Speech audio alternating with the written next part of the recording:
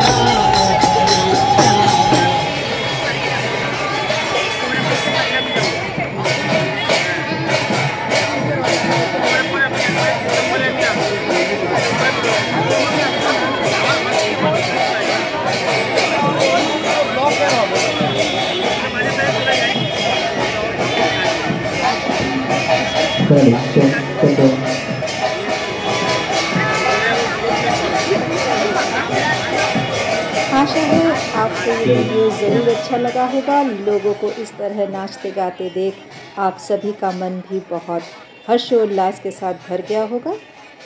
Videos अच्छे लगते हैं तो कमेंट करके बताइए। वीडियो को शेयर और लाइक ज़रूर करिए और चैनल को सब्सक्राइब करना नहीं भूलिएगा। आप सभी का बहुत बहुत धन्यवाद।